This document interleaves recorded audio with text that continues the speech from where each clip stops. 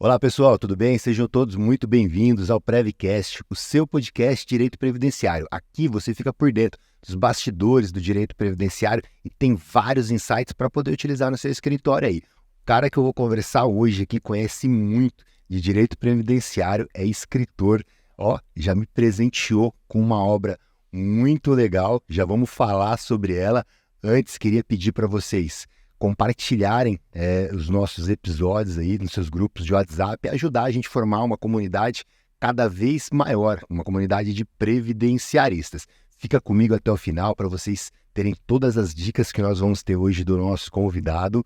Aproveita também, vou deixar um card aqui para vocês maratonarem, assistirem os outros episódios. Assim como o nosso convidado de hoje, já conversei com várias pessoas incríveis que deram várias dicas, vale muito a pena, porque é uma forma descontraída de você aprender sobre direito previdenciário. Então vai lá, dá uma olhadinha, porque vale muito a pena. E deixa o seu comentário aqui, o que você tem achado do conteúdo que a gente tem trazido aqui para vocês. É importante a gente bater esse papo aí, então coloquem aí que eu mesmo vou responder, tá bom? E a gente vai bater esse papo aí. Quero saber como é que tá para você o Prevcast, como que tem te ajudado, quais insights você tem tido aí.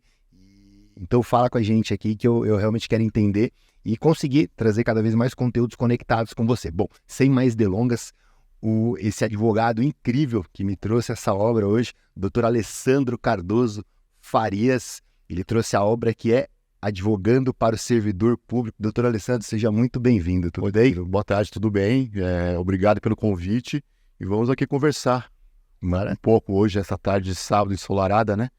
Show de bola, show de bola. Bom, antes eu queria aproveitar, né, advogando para o servidor público na prática. Cara, essa palavra na prática, ela é interessante porque realmente vai na veia, né? Vai na veia. Eu procurei, né, escrever, colocar um pouco do meu dia a dia, né, do que eu faço. E também tem dicas, o livro aí, né, lançado pela editora Lujur, né, do meu amigo Luiz. Tem dicas, tem até alguns roteiros de petições.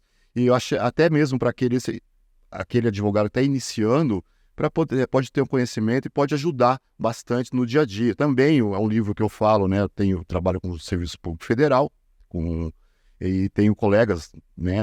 São dos gestores de RH, tudo tá falando que o livro tem ajudado bastante eles no dia a dia, até mesmo para analisar as situações dos servidores públicos, né? Pô, legal. Posso te pedir uma dedicatória? Lógico, imagina. É agora. Pedir licença para o pessoal aqui para aproveitar a oportunidade e fazer essa dedicatória.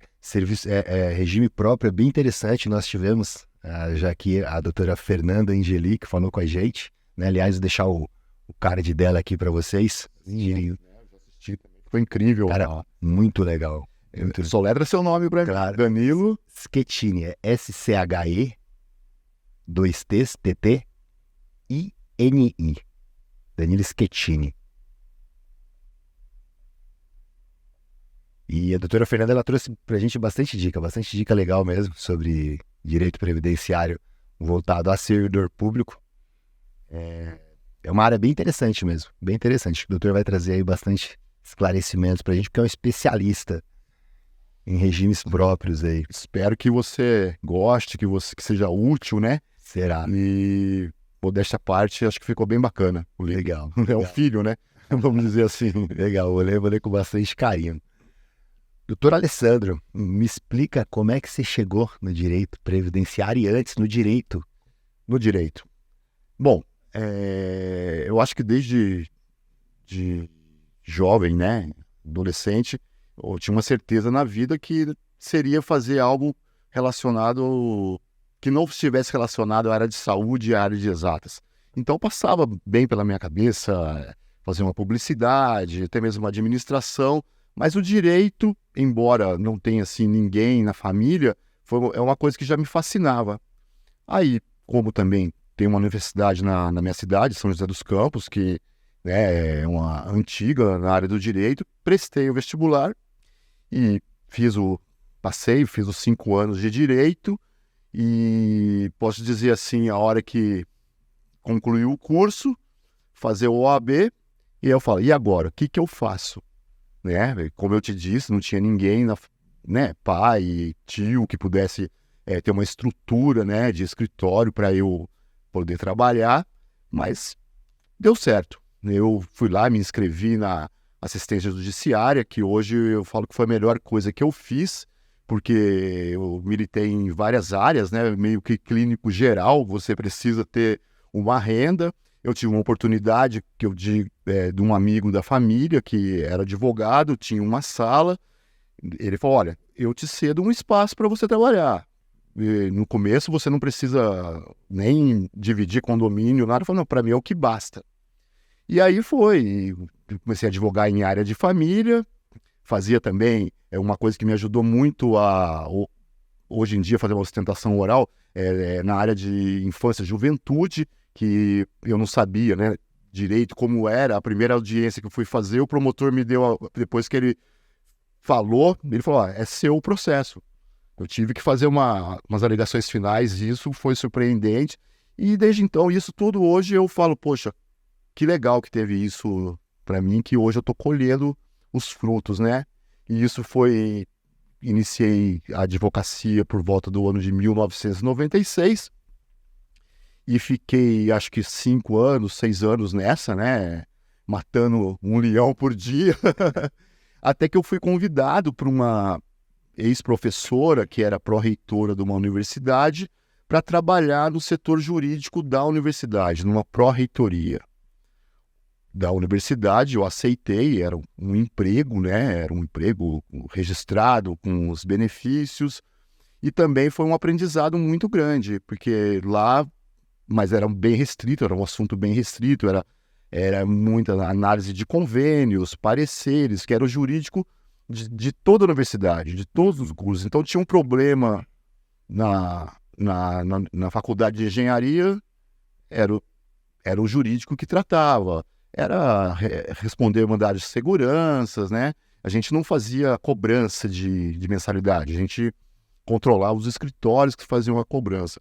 Isso foi do ano de 2002, eu comecei, e a minha esposa também é advogada e professora dessa mesma universidade na área de direito ambiental. E chegou um momento, ela conheceu um cara que se chama José Roberto Sodero, e a gente se encontrou fora da faculdade, a gente começou uma relação de amizade. Ele falou, uma hora você vai vir trabalhar comigo. Eu falei, não, a gente conversa. E aquilo foi indo. E a gente só encontrava, assim, em festas sociais, né? Porque eles eram amigos de colegas, professor de faculdade. Até que um dia ele falou, preciso de você. Eu falei, mas como você precisa de você? Não, eu preciso de você no escritório para me ajudar. Eu falei, brinquei com ele, falei, mas eu não sei nem onde fica o INSS.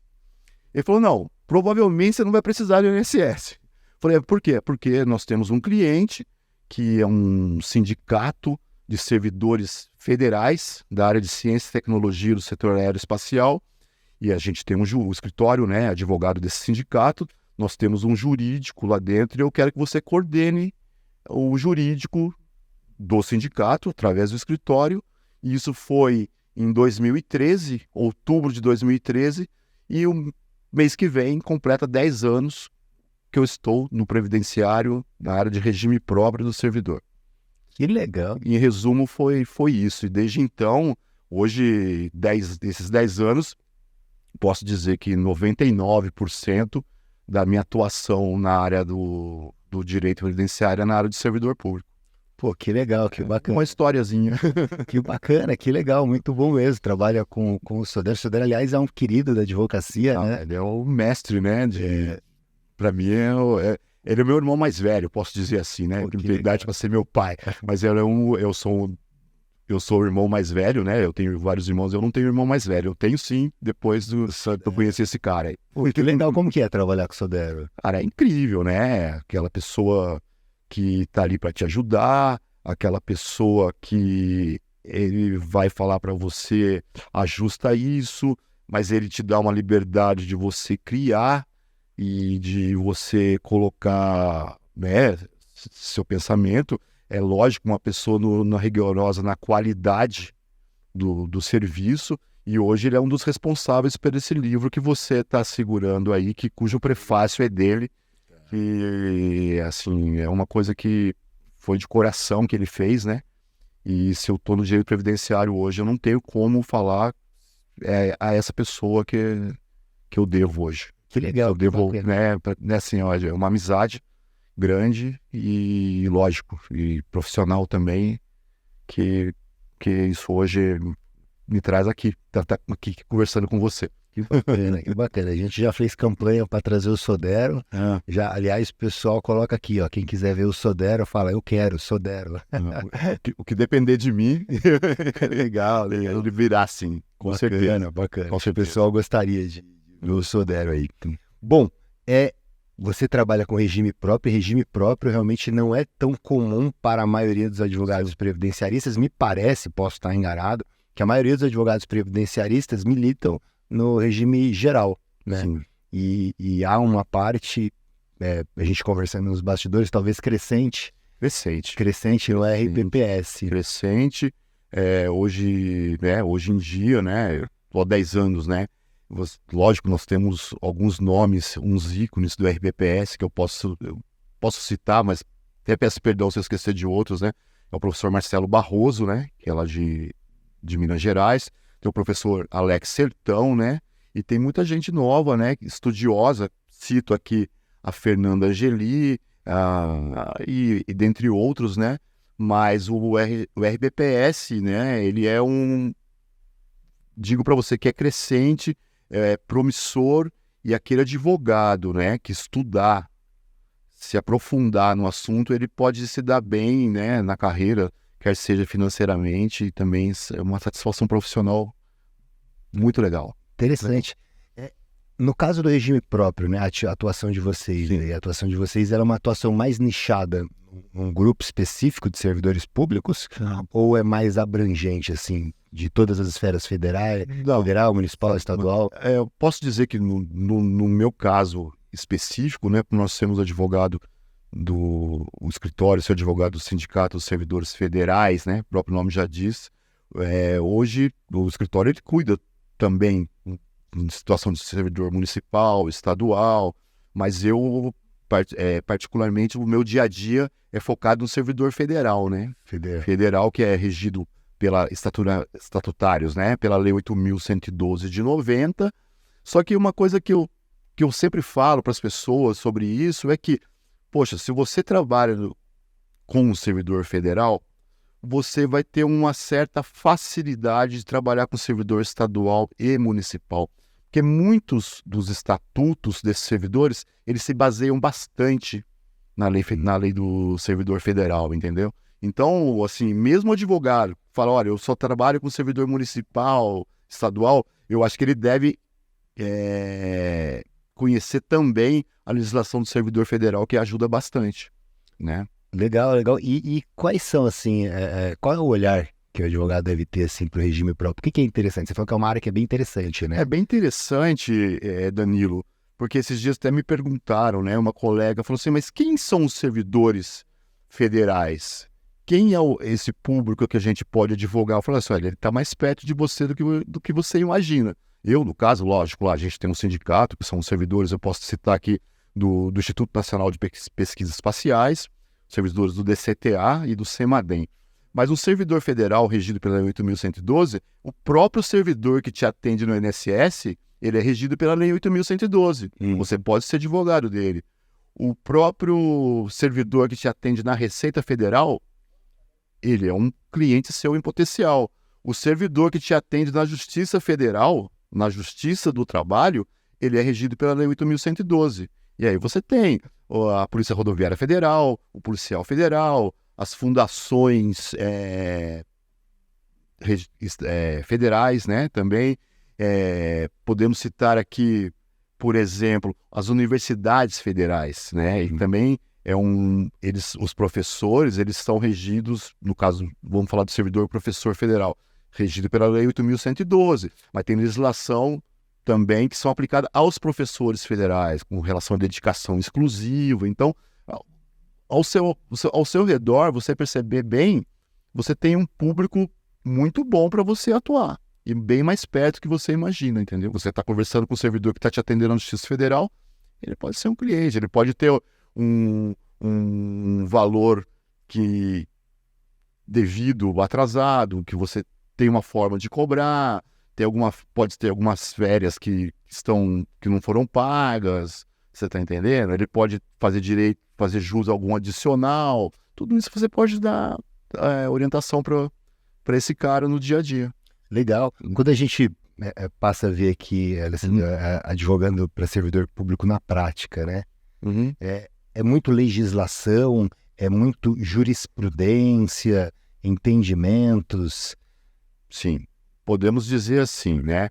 No caso do servidor federal, a lei mãe, né? A lei 8.112. Só que você tem que pesquisar, porque tem muitas orientações normativas, muitas notas técnicas, né? E jurisprudência, sim.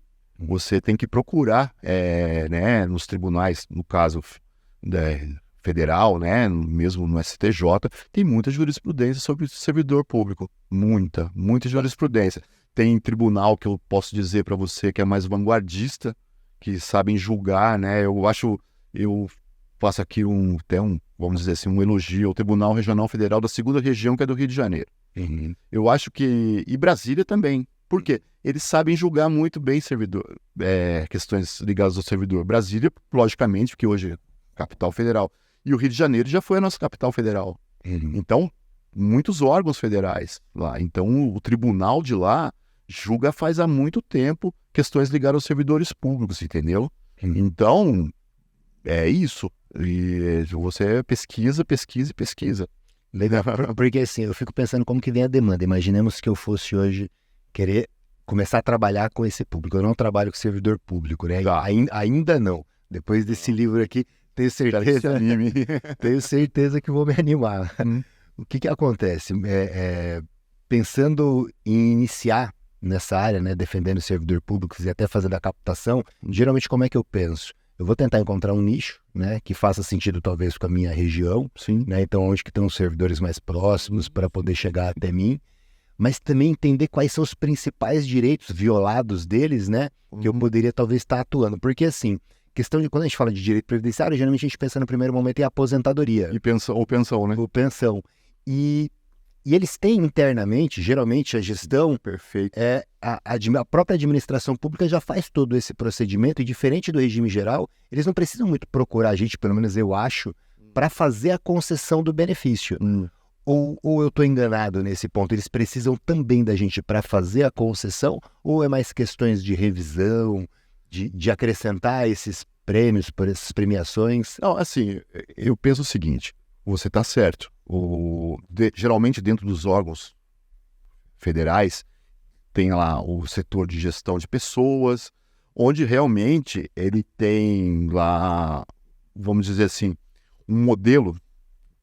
O cidadão, o servidor precisava fazer algum requerimento para verificar se tem algum direito ou mesmo qualquer coisa da vida funcional dele. Sim, tem lá o requerimento, tem um sistema para ele jogar. Mas assim, às vezes eu chego, às vezes um servidor está numa providência dessa, depois que teve um indeferimento de algum pedido, e eu falo, olha, não que a resposta seria diferente, seria deferido, mas eu acredito que se ele tivesse procurado um advogado, o requerimento já seria diferente. Você está entendendo? Mas bem fundamentado. Com certeza. Não, porque muitas vezes o cidadão vem e fala, não, eu venho solicitar um laudo individual, um PPP. Ele pega e coloca, não. No caso do servidor que é sindicalizado, né, o nosso sindicato, a maioria, ele sabe que tem um jurídico que trabalha, um jurídico forte, ele nos procura. Nós já vamos fazer um requerimento solicitando e já colocando o direito dele, que tudo isso você pode construir, se for necessário chegar na esfera judicial, você vai construindo desde a base, que eu garanto para você que a sua ação lá na frente vai ser melhor, né?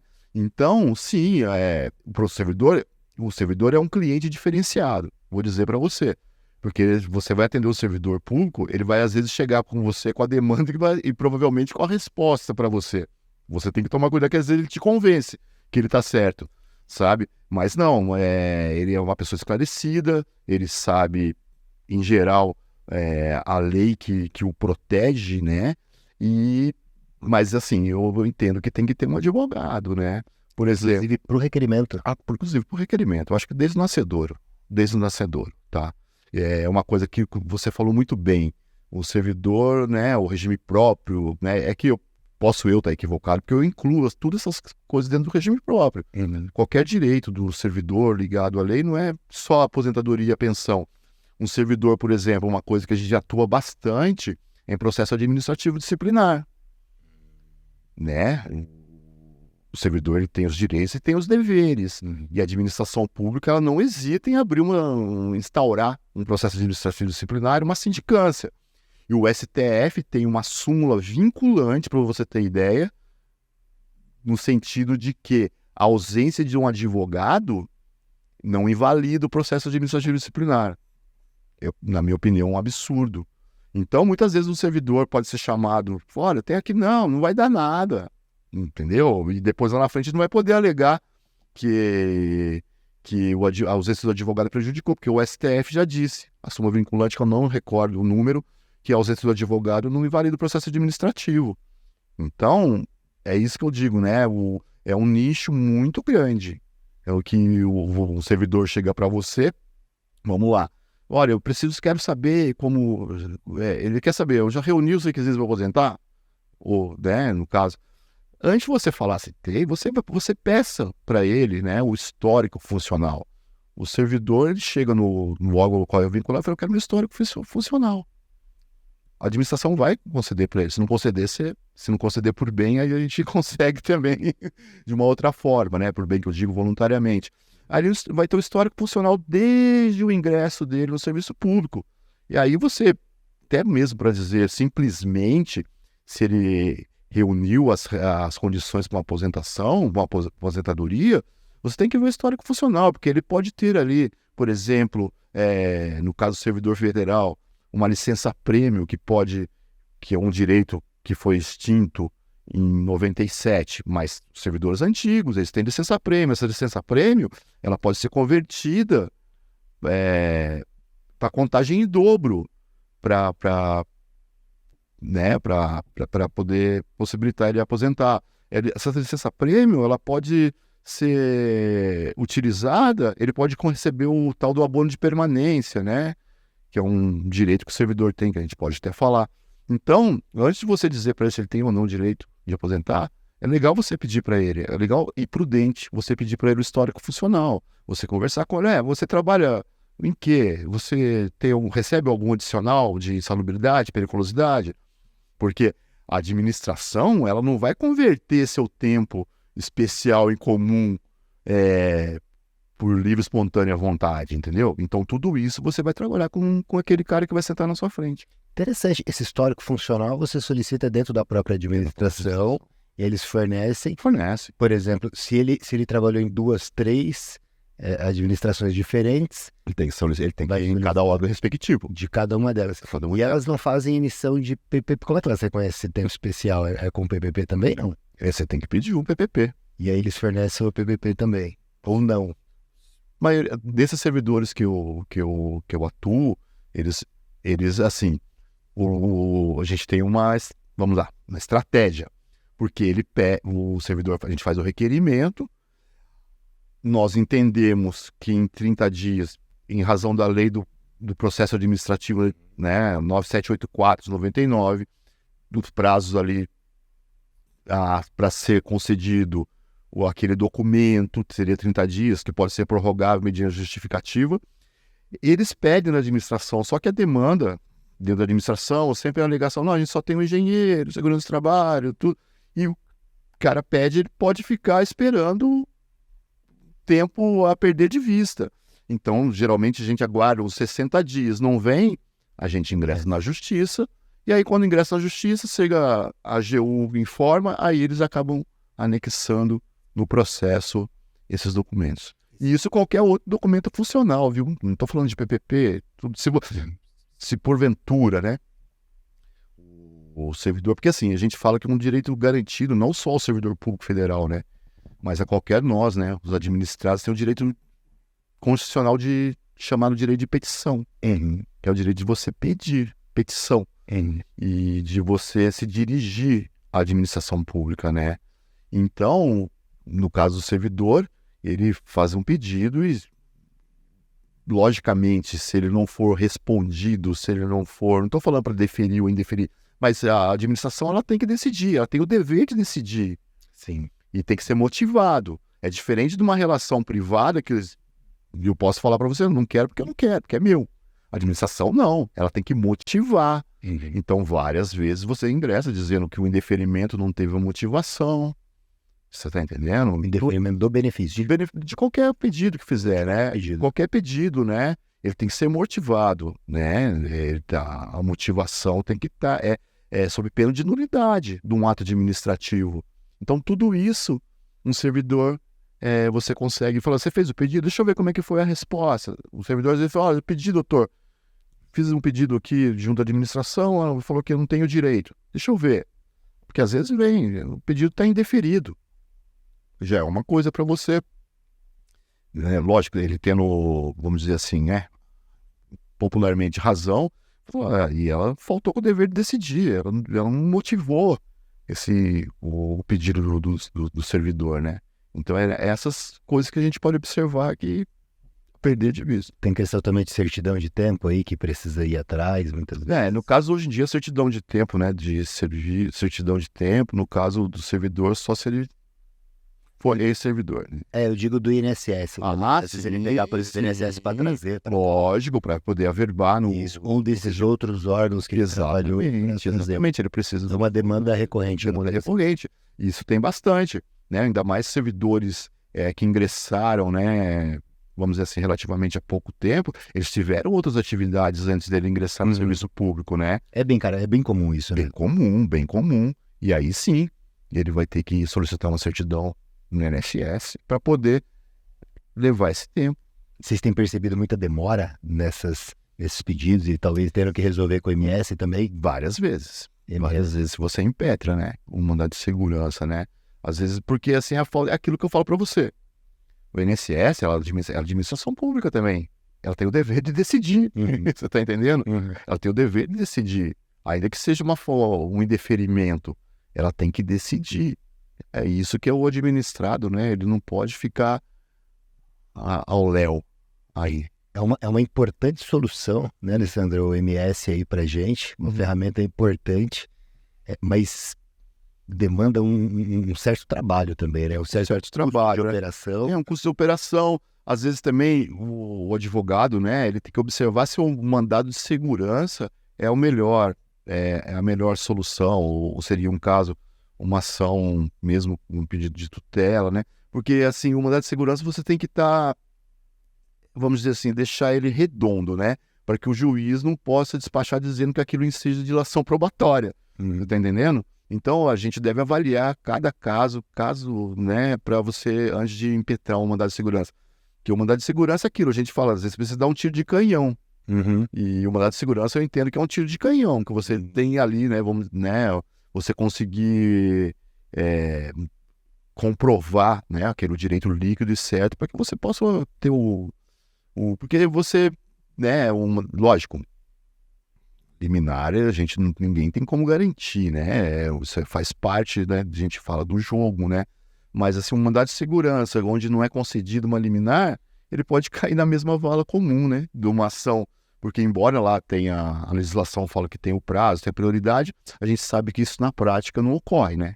Então, às vezes tem mandados de segurança que ficam aí Esse é execução ordinária, né? É um risco. Mas são estratégias. São estratégias que você vai traçar. Geralmente você tem um olhar específico quando você... Geralmente quando a gente fala de estratégias para processo, a gente tem alguns parâmetros que a gente vai dando um checkzinho, falando, não, esse aqui é assim, assim. Sim, vamos lá. Eu já, no caso dos servidores do DCTA, servidores civis, né? É uma unidade militar, mas tem os servidores civis. E lá, os servidores, muitos eles trabalham com explosivos. E isso uns 5 anos atrás, e assim, tenho que falar, o laudo, o PPP, é muito bem feito, entendeu?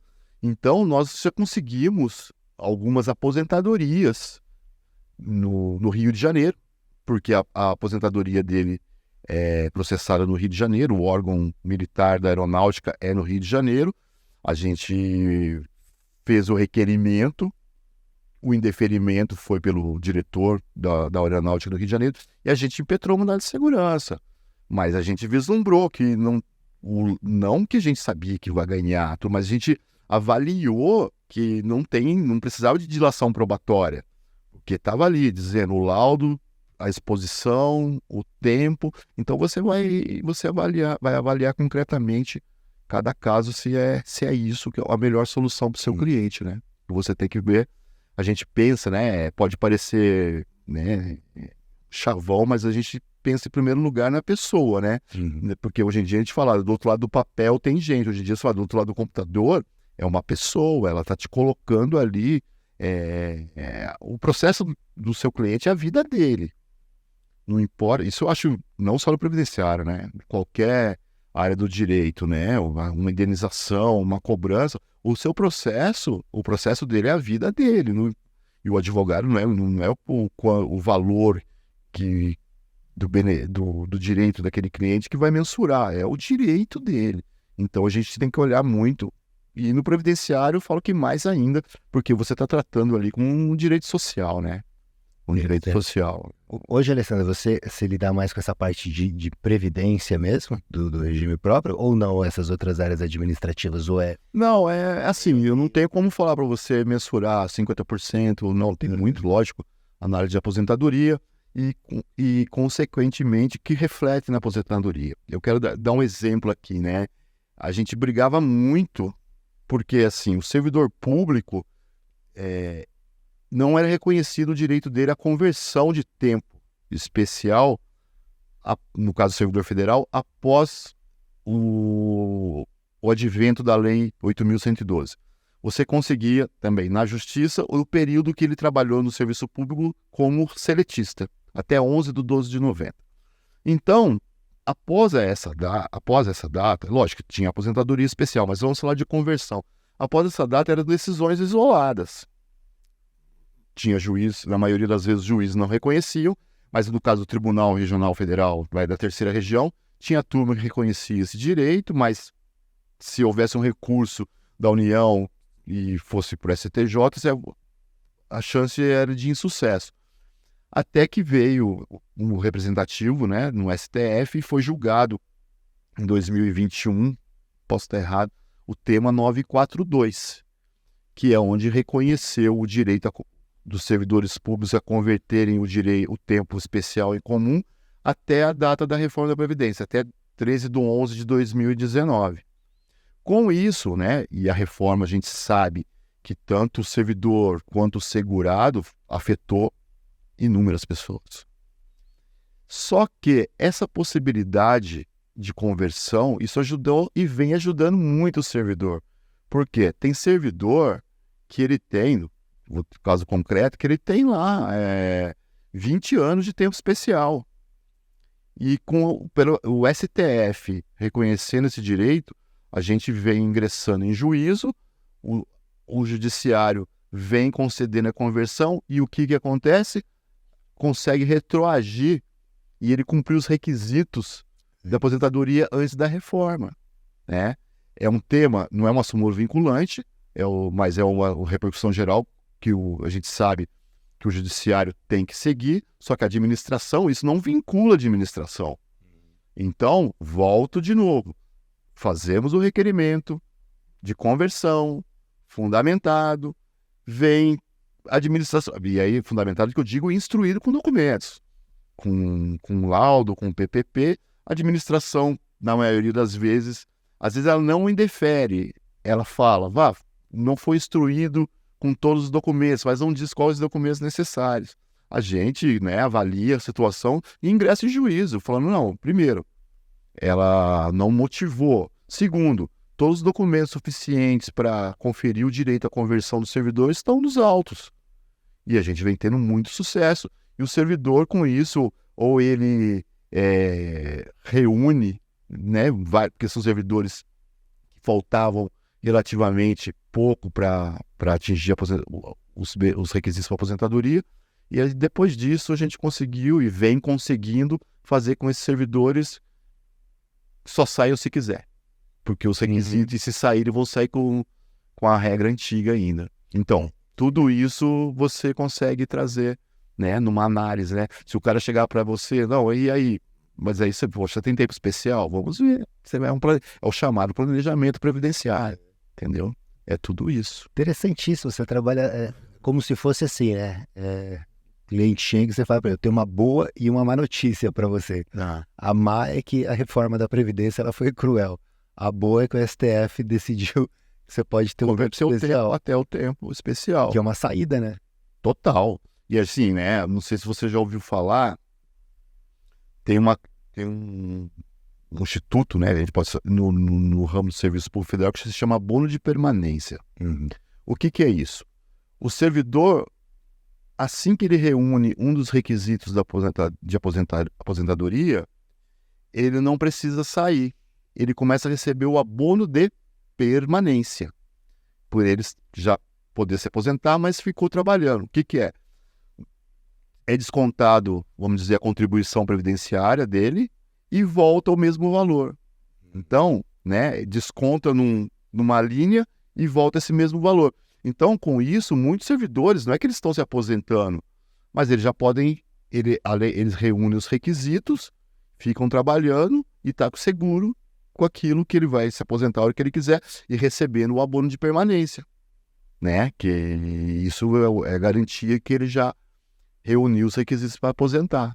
Então, interessantíssimo. Então, esse abono de permanência, ele continua possível pós-reforma? Pós-reforma também. Pós-reforma também. Se algum servidor, né, hoje em dia, pós-reforma reuniu, ele não quiser sair, ele vai ficar, em regra, ele vai ficar lá até a aposentadoria compulsória. E recebendo a gente faz o PSS, né? Plano de Seguridade Social, do servidor público. Supondo que desconto de R$2.000 de contribuição e volta em outra linha esses R$2.000. É o chamado abono de permanência. No regime geral, na década de 90, nós tínhamos o pecúlio, né? E o pecúlio, ele tinha essa característica de retornar esse valor que pagava do INSS e acabou. No serviço público tem essa abono. O que a reforma fez, mas isso não tá, pelo menos o federal não foi aplicado, é o seguinte, porque antes da reforma, o servidor que reuniu os requisitos e não sair receberá abono de permanência do mesmo valor da contribuição previdenciária. Com a reforma da Previdência, tá lá, só que ainda não, né? Hoje em dia tá como era. Mas a reforma da Previdência mudou o seguinte, falou assim, o servidor que completar os requisitos ficará a critério da administração se ele vai continuar ou não, e também receberá um valor até o valor que é descontado. Ou seja, em outras palavras, sou servidor hoje, né, e no caso, de acordo que está com a reforma, ficará a critério da administração se eu posso continuar, e também ela poderia falar assim, olha, tudo bem, você fica, só que é descontado 2.000, você vai receber 1.000 de volta, mas por enquanto continua na mesma... Continua recebendo integral. O mesmo valor que vem sendo descontado. E pela nossa conversa inicial, há necessidade, às vezes, de um advogado, até para que haja o reconhecimento da administração de que você já tem direito à aposentadoria. Então, você precisaria, muitos deles precisam que o advogado auxilie, sei lá, para trazer esse tempo de regime geral ou de outras, para mostrar que ele tem o tempo. Quando eu vou pedir o abono de permanência, eu tenho que trabalhar isso como se fosse um requerimento de... porque primeiro precisa reconhecer o direito. Em regra, isso teria que ser concedido de forma automática. Por exemplo, no sistema da administração lá, Danilo completou os requisitos, já tinha que começar, mas não é assim que funciona. O servidor vai ter que requerer. Falar, olha, daí eles vão analisar tudo e aí vai começar a pagar. Em regras, você vê aí decisões judiciais, em regra teria que ser de forma automática, mas não é assim que funciona. Você tá entendendo? Aí faz esse requerimento, Provavelmente vai ser que é uma análise como uma análise de aposentadoria mesmo. no órgão, pelo órgão. Uhum. Pelo órgão federal. O órgão empregador dele. Ele vai e aí vai tudo, porque assim, tudo na administração vira um processinho, né? Vira um processinho administrativo. Sim. O servidor vai chegar e vai assim, ó, eu quero requerer abono de permanência em razão de ter completado os requisitos. Aí vai instaurar um processo interno. Vão analisar essas CTCs de outras... Se tiver ou não, né? Ou então mesmo todo o tempo de serviço público para conceder a esse servidor, né? E assim, e aí por aí vai. E aí uma coisa puxa a outra.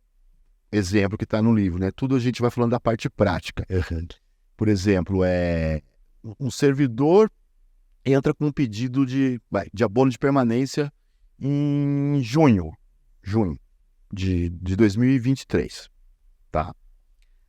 Aí demora para analisar, chega e vai ser concedido para ele em fevereiro de 2024. O que vai acontecer? Em fevereiro de 2024 já vai conseguir. Provavelmente ele vai receber o retroativo de janeiro.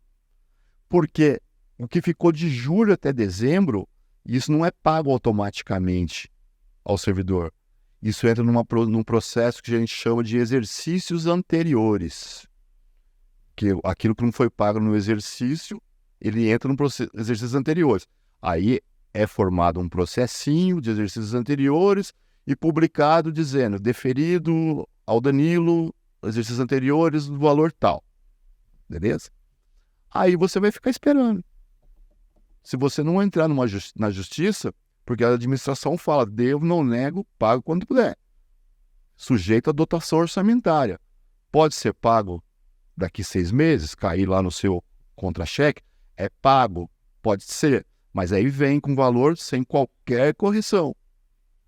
Aí, eu tenho servidor hoje em dia eu tenho servidor que publica o direito dele aos exercícios anteriores pelo órgão, outro dia está no escritório. Daí a gente ingressa na justiça. Que ele sabe que não vai receber. Sabe e não sabe quando receber. Ele não sabe quando, entendeu? E na justiça, você consegue, porque assim, é feita uma planilha de todas as parcelas lá. E não tem a correção. E aí na justiça você vai pedir a correção desde a data do reconhecimento daquela parcela, né? E ingressa na justiça. O que pode acontecer no meio do caminho? A administração vem e paga, sem avisar. Só que vai cair lá o valor qual? O valor que foi reconhecido, sem a correção. Você vai a juízo e fala, olha, não perdeu o objeto, porque o objeto não é só o recebimento. É a correção. Aí o processo, porque a administração vem e fala, vai lá e coloca, olha, requer extinção do processo em razão do cumprimento da obrigação. Ah, tá. Então você tem que ficar... Isso também é um dos capítulos do livro. Aí, E é uma dá uma dica. cobrança. É uma Cobrança. Geralmente, juizado.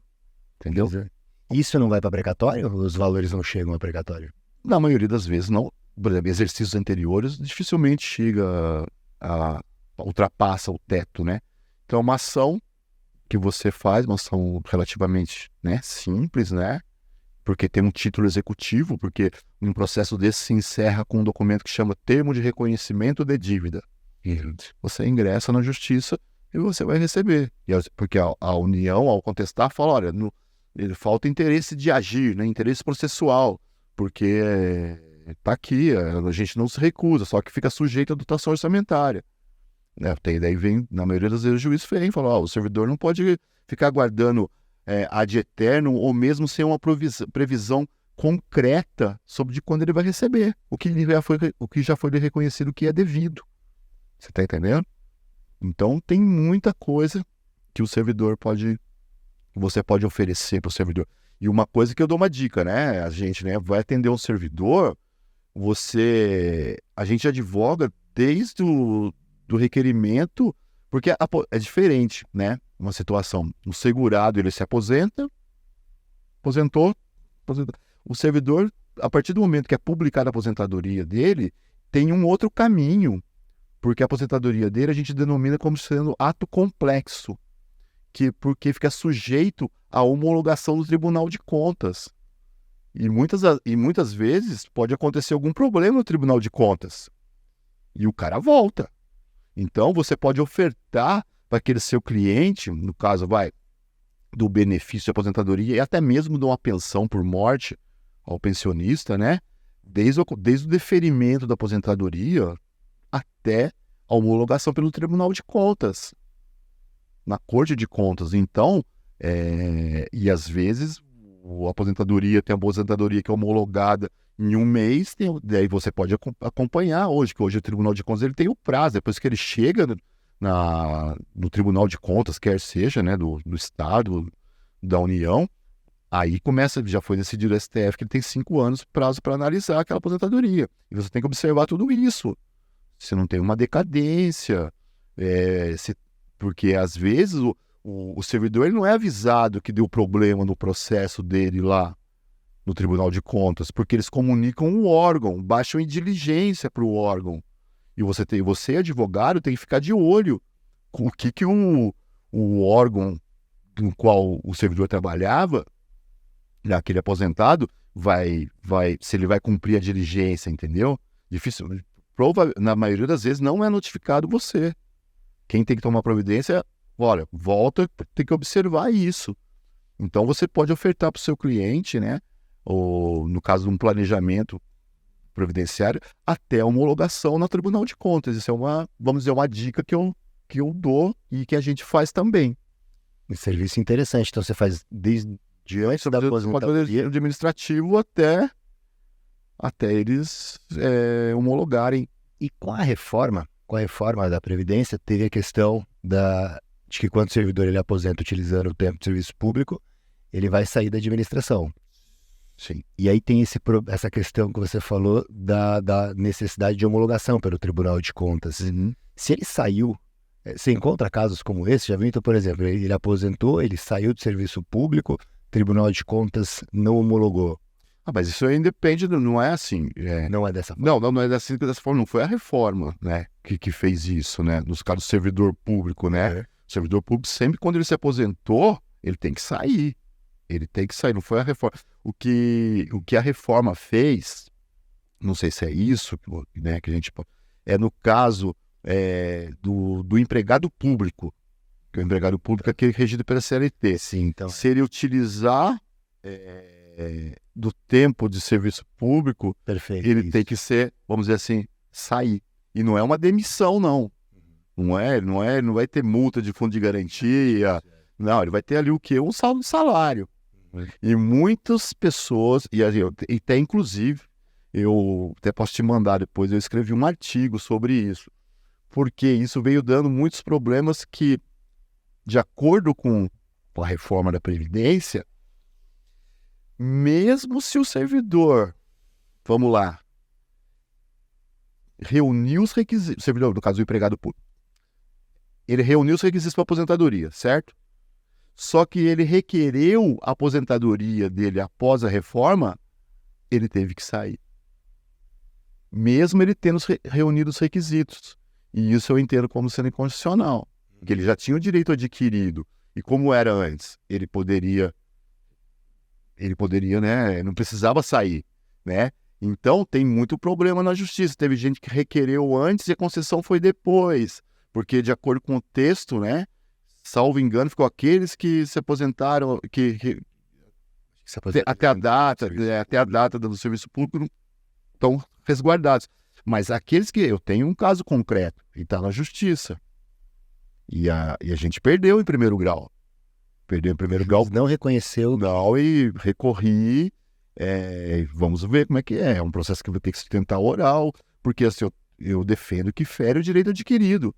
Porque o empregado ele reuniu os requisitos, só que ele fez o requerimento da aposentadoria dele depois de 13/11. E com isso, um dia ele chegou, ele fez isso, bateu a aposentadoria dele do INSS e falou assim, muito obrigado, tchau.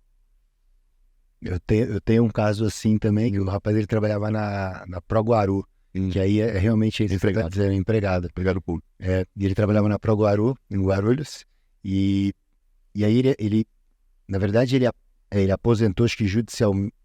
Não, minto. Ele aposentou depois de 2019. Só que tinha um processo judicial dele em andamento pedindo reconhecimento de uma aposentadoria anterior. E aí, quando ele aposentou, ele foi cortada. Foi cortado. Mas aí, em seguida, reconheceu essa outra aposentadoria com o direito adquirido.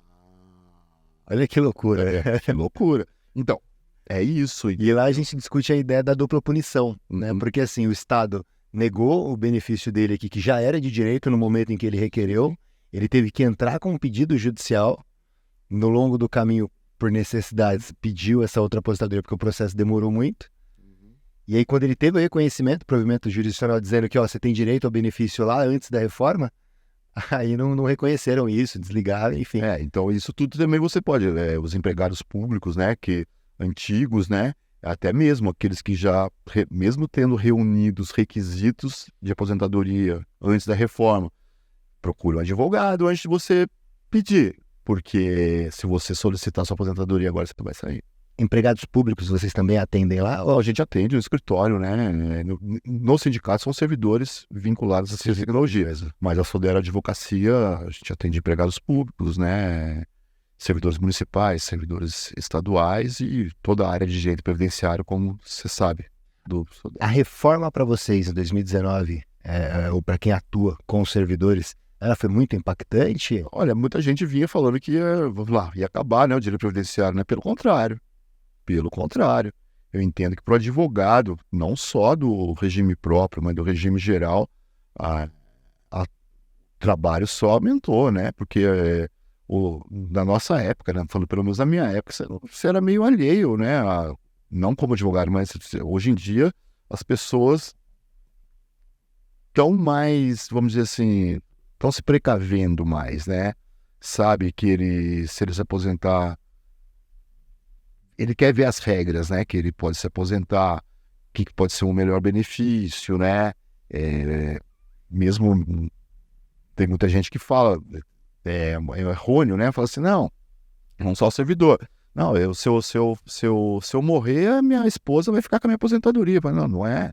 A pensão, a lei que rege a pensão por morte é a lei que estiver em vigência. Não é o fato de você ter uma aposentadoria, né, ótima, a sua pensão não vai ser assim, entendeu? Então, pelo contrário, no caso do servidor, então, mesmo com a reforma, com a possibilidade de converter tempo, tudo isso é muito dinâmico. É dinâmico a nossa atuação enquanto servidor público, né? E você pega, às vezes, uma entrevista com um servidor, não só para aposentar, qualquer atendimento que você vai fazer. E como advogado, você, né, ele traz às vezes documentos, né? Tem lá um desconto aposentado, um desconto do imposto de renda, né?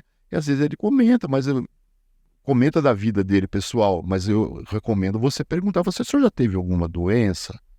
O senhor já teve algum câncer? Eu tive lá atrás, 20 anos atrás, tive um câncer. Então o senhor sabia que o senhor não pode ser isento de imposto de renda? Como assim? Mas eu já tive. Não, a lei lhe garante ao aposentado, isso não só ao servidor, ao segurado, ao aposentado ou pensionista que tiver uma das doenças previstas na Lei 7.713, ele é isento de imposto de renda. Você está entendendo? E isso também pode entrar no planejamento previdenciário. Você vai olhar, às vezes o servidor não quer sair porque aquele abono de permanência para ele faz falta.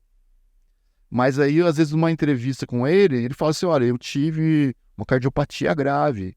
Quanto que se desconta quanto que volta para você de abono de permanência? 1.200. Quanto que desconta seu de imposto de renda? Que às vezes servidores ganham bem, então a incidência do imposto é grande. Desconta aqui 2.500. Fala, olha, se você sair, você aposentar, você não vai receber o apoio de permanência, mas você vai conseguir a isenção de R$ 2.500 reais. Entendeu? Então, numa entrevista, você pergunta, não tem nada demais. Fala, olha, o senhor se aposentando, né? Ou mesmo o aposentado. Às vezes o aposentado chega para conversar, algum atendimento, você pergunta para ele, você teve, porque tem uma lei que garante isenção de imposto de renda ao aposentado. E é um rol taxativo. Isso já foi definido, né, para o STJ. Tem ali. várias doenças. E isso tudo o advogado tem que conhecer para poder ofertar para aquele cliente. Às vezes ele economiza, não deixa de trabalhar porque faz... Eu tenho clientes que falam, não, se eu sair agora, vai fazer falta, porque a minha filha está fazendo faculdade de Direito lá em São Paulo. Isso aqui ajuda eu pagar o aluguel dela lá. Eu falei assim, mas o senhor já teve uma doença, que ela lhe garante uma isenção de imposto de renda. Aqui, ó, se você vai deixar de ganhar 1.200, mas vai ter um acréscimo, vai deixar de ser descontado 2.500 da sua conta. Interessantíssimo. Entendeu? Interessante. O servidor público, via de regra, ele é mais bem remunerado, em geral, do que a maioria dos trabalhadores, assim. E quando você fala em regime geral, por exemplo, de previdência social, boa parte dos trabalhadores, eles são trabalhadores de baixa renda, classe C, D, E, eventualmente, e a justiça gratuita, os benefícios da justiça gratuita para essa parcela é algo que dá para o advogado trabalhar com mais tranquilidade, porque o risco fica um pouquinho menor, ele vai ficar como causa suspensiva, eventual sucumbência. No caso do servidor público já deve ser um pouquinho mais complicado. Todo processo tem risco. Todo processo tem risco. E ele precisa entender que tem risco. Sim. E essa coragem de tomar essa decisão, porque muitas vezes são valores mais vultuosos, né? Sim. Como que é a gestão disso, Alessandro? Então, você tocou num tema muito importante, a questão da justiça gratuita. Porque, vamos lá, antes, né, um tempo atrás, a justiça gratuita era concedida meio que de forma até indiscriminada. Basta, lógico, a lei fala que basta você declarar que não tem condição, que você é hipossuficiente, que era concedido. Mas eu já tive várias impugnações da justiça gratuita. Isso, estou há 10 anos nessa, tive várias impugnações, onde mesmo intimado a se manifestar, é lógico, o servidor tem uma renda, vamos dizer assim, bem melhor, né? Mas às vezes você consegue comprovar que ele tem aqueles gastos, né? Mas na maioria das vezes, pelo menos para os servidores que a gente ingressa com a ação, eles nem falam, não precisa requerer. Eu falo, você tem o direito de requerer, você tem o direito de, se vier uma impugnação, a gente tentar fazer que seja, ou se for indeferido, você fazer uma medida para obter. Eles falam, não, isso vai atrasar meu processo. Isso vai atrasar meu... É verdade. Às vezes você fica brigando por uma justiça gratuita, mas sim, é arriscado. É arriscado mesmo. Você tem que avaliar, você tem que colocar os riscos. Lógico que você não vai, né? Como eu digo para eles, né? Eu atendo muito engenheiro, pesquisador. Falo, né? A gente tem uma liberdade, o direito não é engenharia, não é matemática, né? É diferente. Eu acredito na tese, eu tenho a tese, mas pode não dar certo. Tem os riscos, sim. O valor da causa é esse, tem um limite de condenação. Então você tem que esclarecer tudo isso para o seu cliente. Porque realmente, você falou, é muito mais difícil para um servidor, lógico, servidores, né? Conseguir, mas no geral, você conseguir a concessão de uma justiça gratuita hoje está muito mais difícil. Particularmente na maioria deles, quando o processo não é, lógico, no juizado, no primeiro grau, não tem recolhimento de custas, mas tem processo que tem que, mesmo o valor da causa sendo menor, tem que ser na justiça comum, né? Porque é limitado a competência dos chefes, né? Tem os assuntos, né? Então, fora, tem o risco, sim. Jamais da minha boca e da nossa equipe você vai ouvir dizendo que está tranquilo, que o seu amigo, mas meu amigo ali do meu, porque assim acontece, né? O amigo dele ganhou igualzinho e ele falou, olha, depende de qual vara vai cair. O entendimento, o juiz tem um entendimento assim, esse juiz tem chance de conceder uma liminar. Aqui, provavelmente, isso você consegue avaliar, provavelmente não terá uma liminar, né? Então, o advogado ele tem que também ter o cuidado, né, e alertar e colocar por escrito, de preferência, que você alertou ele dos riscos de uma eventual improcedência da ação, do que pode ser, que ele pode ter uma condenação. Pode não, né? Antes, hoje em dia, né, mesmo se você parcialmente vencer, você fica com uma parcela, né, de pagamento, de condenação, né, naquilo que você não ganhou, o seu cliente vai ser condenado na parcela que foi vencido. Então isso eu acho muito interessante você falar, que isso é um alerta que eu faço, que coloque por escrito os riscos que pode, caso ele não tenha, lógico, justiça gratuito também, ele é condenado, só que ele tem a causa suspensiva, né? E eu vou dizer para você, eu tenho alguns casos, né, que estão dentro do prazo prescricional, teve justiça gratuita e de repente entra uma petição lá no processo. No caso da União, falou, olha, mudou a situação dele financeira, porque a União tem acesso a... Porque às vezes você pega um servidor, né, tem consignados lá, daí acaba, aumenta, olha, tá aqui. Mas assim, é critério subjetivo, né? Você vai falar que a parte contrária é o ônus da parte contrária comprovar que você, se caso for deferido, que você não é hipossuficiente. E o critério de quanto você ganha é um critério, tem várias decisões, né? Que é subjetivo, que não pode ser utilizado, tem que ser de fato concreto, né? Você vai brigar, mas você tem que alertar sim. Legal, né? Legal. Alessandro, te perguntar, é uma discussão que ocorreu, fica à vontade, por favor, dá licença. É uma discussão bastante comum que aconteceu, não sei se ainda acontece, a questão da integralidade, paridade, né? Como é que funciona essa questão? O que os advogados devem observar em relação a isso? Hoje em dia, né, assim, o servidor fica com aquilo na cabeça, né? Eu tenho que ter direito à integralidade e paridade. Lógico que isso antes era uma coisa que... Mas hoje em dia... O que é essa integralidade? A integralidade é você ter a sua aposentadoria com o último vencimento que você teve, né? Lógico, com as verbas, não verbas transitórias, né? Estou falando vale alimentação, adicional, mas e a integralidade e a paridade é você ter reajuste todas as vezes que o serviço público tiver. Igual o pessoal da ativa. Pessoal da ativa. Isso, no caso do servidor federal, falar para você que a paridade de algum tempo deixou de ser interessante. Porque o regime geral, queira ou não, tem um reajuste todo ano. O serviço público federal agora teve um aumento de 9%, entendeu? Eles ficaram lá estagnados um bom tempo sem qualquer reajuste, né? Então, a paridade e integralidade, ela foi extinta já há um tempo, né? Mesmo antes.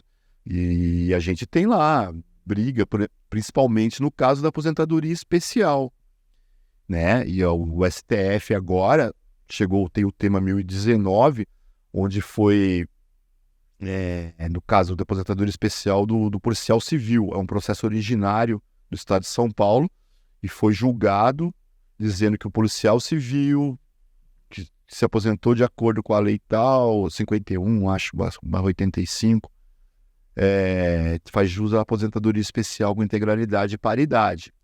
Só que e essa foi a tese firmada. Só que a gente precisa ver o acórdão, né? Porque se vai ter embargos de declaração, se essa tese só vai favorecer mesmo o policial civil, ou aqueles servidores que ingressaram até a emenda, né, 41,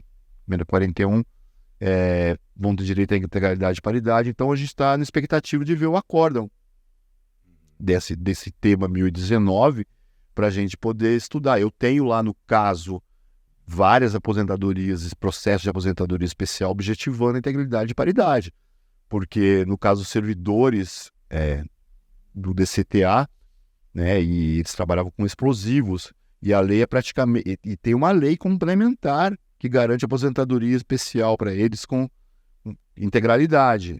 E a gente conseguiu vários benefícios com integralidade e paridade, só que tem alguns processos que foram suspensos, teve recurso, foram sobrestados aguardando o julgamento desse tema de 1019, que a gente precisa ver o acórdão, como foi feito, a tese está lá. E isso vai, vamos dizer assim, nos próximos capítulos terão desdobramentos. Legal. Tá? Em relação aos SPADs, que você falou, né? O Processo administrativo disciplinar, imagino que você faz bastante lá também nesse sentido. Não é assim, né? A administração não fica instaurando toda hora, né? Mas tem muito, sim. Tem. Realmente, o que é, assim? Tem alguma coisa que é recorrente? Alguma discussão? Não. Lembra de algum caso cabeludo, assim, que... Tem uma situação não cabeluda, mas é uma situação que a pessoa tem que tomar muito cuidado. Porque o servidor público federal, e isso também você pode procurar em estatutos municipais, de estados, ele não pode ser gerente de empresa. Não pode ser gerente de empresa e aí administrador, O servidor chegou pra gente, né, um servidor com cargo bem alto, e instauraram, não foi nem o próprio órgão que fez isso. Chegou no Tribunal de Contas, porque os sistemas se conversam. O que aconteceu? A filha dele abriu uma empresa de consultor, engenharia, alguma coisa, e ele estava lá como sócio administrador. Instauraram um PAD, e qual que é a penalidade para isso? Exoneração, a demissão do serviço público. E deu um trabalho, porque o documento era claro, sócio administrador. E aí nós fomos estudar, isso a gente conseguiu resolver no administrativo, mas foi durante, dizendo que... E aí tem até no próprio manual, porque assim, quem quer advogar nessa área, eu recomendo ver o Manual de Processo Administrativo Disciplinar da CGU, Contradoria Geral da União. É um compêndio de processo administrativo disciplinar, que lá está como a administração federal deve seguir. Mas tem muita coisa boa ali. E a gente conseguiu comprovar, no caso, que isso teve testemunha, porque esse servidor, vamos lá, ele era um professor de um órgão federal, uma universidade federal, e ele tinha dedicação exclusiva. Então, além do PAD que poderia resultar na saída dele do serviço público, tinha a parte objetivando o recebimento de toda a gratificação de dedicação exclusiva que ele recebeu durante 5 anos. Isso estava dando R$600 mil. Aí a gente conseguiu, né, a defesa foi no sentido que, embora ele constasse no contrato social como sócio administrador, ele não tinha os atos de administração. E tem decisão judicial disso. Falou, não basta estar lá que ele é sócio administrador, ele realmente tem que ser praticado. Aí a comissão de processo disciplinar concluiu que ele realmente não tinha atos de administração. Beleza? Não. Essa parte resolveu. Só que a administração continuou cobrando em paralelo em outro processo, querendo receber aquele valor que estava chegando já. Se fosse corrigir, ia dar, eu juro para você que ia passar de R$1 milhão. Mas a gente continuou na defesa dizendo, olha, se for reconhecido, e aí eles falaram que eram coisas independentes, tudo eram coisas independentes, daí a defesa, em recurso administrativo, a gente conseguiu derrubar isso. Falou, olha, se for reconhecido que ele não tinha ato de administração, ato de administração na empresa da qual ele era sócio, ele não pode ser obrigado a repor o erário. Certo? E aí, em primeiro grau, na fase administrativa, veio uma decisão dizendo que eram esferas independentes, que eles tinham que restituir sim. Aí, a autoridade superior falou, não, realmente o raciocínio se lá foi reconhecido que ele não tinha administração, ele não pode ser obrigado a devolver o que está sendo pretendido. E aí foi além do trabalho técnico, teve superiores dele que foram depor em favor dele, dizendo que ele não tinha como ter uma empresa, porque ele era full time ali, além ele cumpria com todo, além do mais, ele era chefe de laboratórios do órgão, ele não tinha como ser dono de uma empresa. Ou realmente ele não tinha administração. Mas o que aconteceu? Foi o imposto de renda dele que cruzou as informações, que tinha lá um valor, né, que estava no nome dele. Isso começou do TCU, que mandou ele mandou o órgão apurar isso. E deu um problemão. E veja bem, já era um servidor totalmente estabilizado, ele já recebia o abono de permanência e não importa, ele ia ser... Porque chama atenção, a aposentadoria do servidor, se mesmo ele estando aposentado, se tiver um processo administrativo disciplinar de ato que ele cometeu enquanto estava na ativa, a aposentadoria dele pode ser cassada. Então é importantíssimo você entrevistar um servidor, até mesmo aposentar. Você já teve algum processo disciplinar? Você está respondendo algum processo disciplinar? Porque é lógico que se o servidor estiver respondendo um processo disciplinar, a concessão da aposentadoria dele fica meio que travada. Só que a administração tem um prazo. Passando um certo prazo, tem que conceder a aposentadoria dele, ainda que ela seja caçada lá na frente, entendeu? Então, é tudo isso que você vai orientar o seu cliente. Tem muita coisa. Esse processo, esse em particular, ele demorou até a conclusão, demorou 8 meses. 8 meses. Porque... Esse é um tempo longo ou curto para vocês? Foi longo. Foi longo, assim, porque não teve muito depoimento testemunhal. A comissão disciplinar, eu tenho que... não é porque ela julgou favorável, mas eles viram realmente o depoimento dele, das testemunhas que eles próprios convocaram, né? Também a comissão disciplinar convocou pessoas que trabalhavam com ele, superiores dele, e aí chegou à conclusão que realmente não ficou comprovado, porque cabe à administração, tá? Cabe à administração comprovar que você teve o ato de gestão. O ônus da prova. Então, e ele não conseguiu comprovar. Aí ficamos felizes, que ele é um cara sensacional, mas ainda não tinha saído um resultado da questão da cobrança. Esse valor da reposição horário, né, que a gente chama. Aí foi mais uns 4, tudo. Não. 4? Não. Depois desses 8 meses, uns 4, 5 meses, continua a questão. Ele falava, doutor, não posso dormir sossegado ainda. Eu falei, por quê? Olha o que chegou para mim. Depois mandava o WhatsApp para mim, falando assim, favor, manifestar. Eu falei, não. Eu falei, olha, aí lógico, você não consegue prometer resultado, mas eu falo assim, olha, se realmente nessa fase administrativa entender que você tem que... Eu acho que a gente tem muita chance de ter êxito no judiciário. Porque não tinha lógica. Não ficou comprovado que ele tinha ato de gestão, então eu não tinha, assim, discordava totalmente que era de uma esfera diferente. Não, era acessório. Se eles estavam cobrando aquilo, era porque...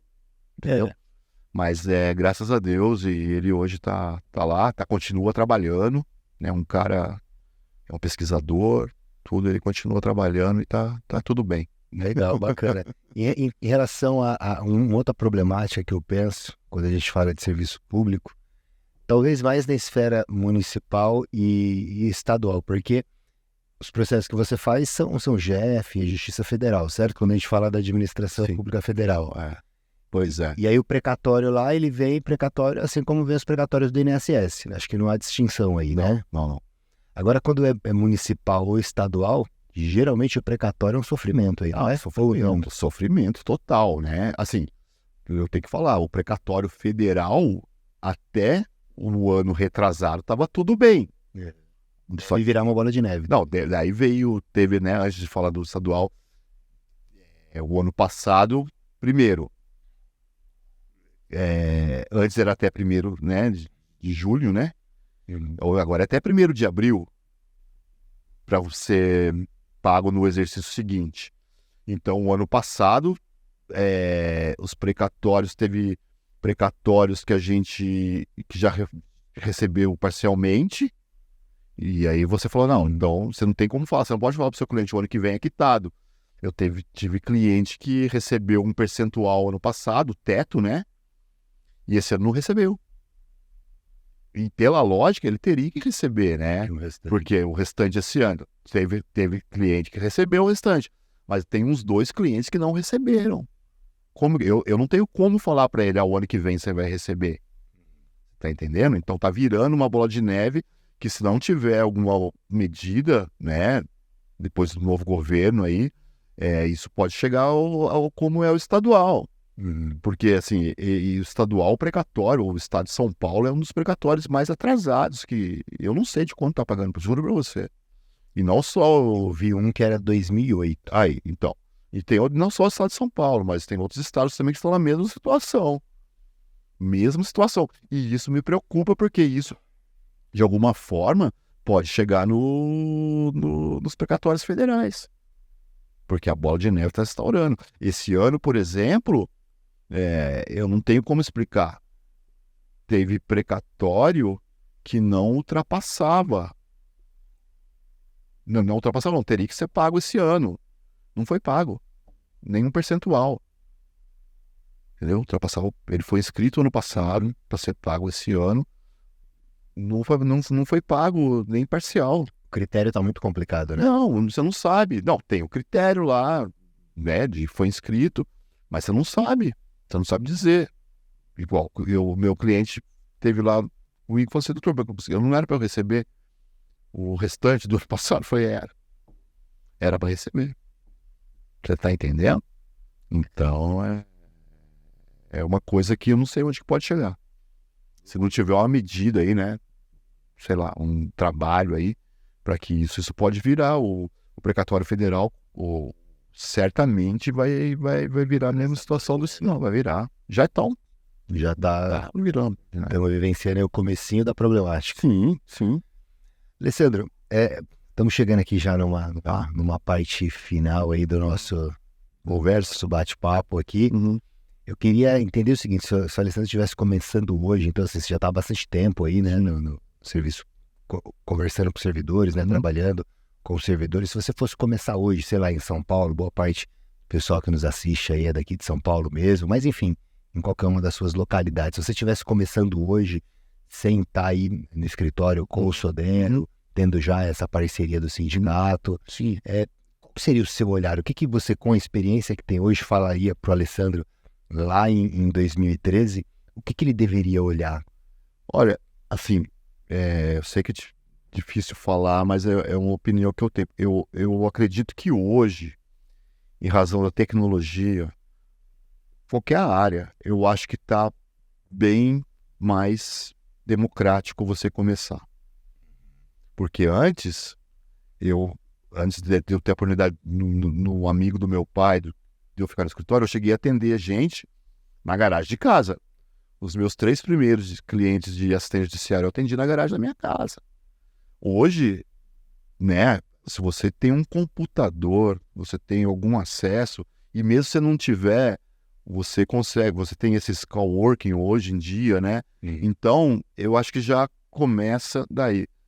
E assim, vou falar da área de servidor público, a pessoa procurar estudar bastante, né? Procurar estudar bastante, tendo possibilidades de fazer cursos, né? E assim, fala, nossa, mas é muito caro. Mas, poxa vida, hoje em dia você tem páginas aí no caso do serviço público, né? De advogados, são lives que são feitas, né? Tem material disponível em internet. Então, se capacitar, tá? Se capacitar dentro das possibilidades para você ir para o mercado. Lógico, todo mundo tem que começar do zero e hoje em dia o conselho que eu sempre fui assim, um aluno bom na faculdade, porque eu não fazia mais que obrigação, porque eu não trabalhava na época da faculdade. Mas hoje eu falaria para o Alessandro estudar mais, porque assim, nunca passou na minha cabeça ser juiz, ser promotor. Eu sempre quis ser advogado. Eu até brinco, porque né, eu faço parte, eu sou diretor adjunto da OAB em São José dos Campos. Às vezes tem entrega de carteiras, aí você tem que falar umas palavras, fala, olha, respeito a todos aqui, né, recebendo hoje, primeira coisa, nunca fale carteirinha da OAB. É a carteira de advogado. Eu defendo muito aquilo que eu faço. Eu respeito a todos, muitos aqui vão estudar, querer estudar, ser juiz, ser promotor, mas serão fazer parte do sistema. Falei, em outras palavras, se você perguntar por que você quer advogar, eu falo assim, porque fazer gol é muito mais gostoso do que você apitar um jogo. Legal. Entendeu? Eu falo isso para alunos, né? Para que eles estão iniciando. Então, eu nunca prestei um concurso para mais. Tenho amigos juízes, amigos promotores, respeito, graças a Deus tem. Mas eu, Alessandro, nunca passou na minha cabeça. Então, eu acho que o advogado tem que estudar mais. Mais e a cada dia. O juiz, o promotor, ele tem que estudar também, mas ele tem aquela coisa, né? Mas ele não pode dançar muito, né? Agora, o advogado, não. O advogado ele tem que estar capacitado, ele tem que surpreender. Você tem que ser objetivo, você tem que ajudar o juiz.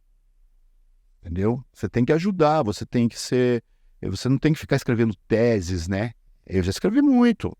Eu já, né, com o Sodero, no caso, já falou, olha, tá bom, mas tem que escrever, tem que ser menos, tem que ser mais objetivo. Então você procura ajudar o juiz. Outra dica também, não tenha, né? Não gosto de falar, não tenha medo. Precisou despachar? Vai despachar com o juiz. Eu falo para as meninas, eu tenho duas advogadas que trabalham comigo lá, eu falo, não, vai despachar para o juiz. Se é uma coisa um pouco diferente, que foge um pouco do dia a dia, vai despachar com o juiz. Ele não vai falar para você se vai dar ou não, mas você vai falar para ele. Você vai mostrar para ele a peculiaridade do seu caso. Então, né, para aquele que está começando, não tem essa. Vai lá, você tendo a capacidade, você sabendo do que você está falando, você vai se dar bem. Se dar bem, que eu digo para você, não significa ganhar, você vai ser respeitado, né, por aqueles seus pares e os servidores, tratar bem os servidores da justiça, tudo. Eu nunca tive problema nenhum com isso, né, graças a Deus, né, eu sempre tratei muito bem o acesso, né, não qualquer benefício, né, mas a dica que eu dou é isso, você estude bastante, você tente surpreender, se aquilo não está dando certo, mude, não fica repetindo, né? Então essa que não é dica, né? Mas acho que é um pouco de vivência e hoje realmente eu acho que a tecnologia facilita bastante do que pelo menos na época que eu comecei, que já faz um pouquinho de tempo. A tecnologia ela tem ajudado bastante mesmo. E pensando em marketing, prospecção de clientes, né? A gente tem 3 níveis, né? Sim. Federal, estadual, municipal, e várias. Você tem a possibilidade de fazer, por exemplo, esse administrativo, como os administrativos disciplinares, como parte previdenciária. E a parte administrativa também de qualquer direito do servidor, né? É muito importante.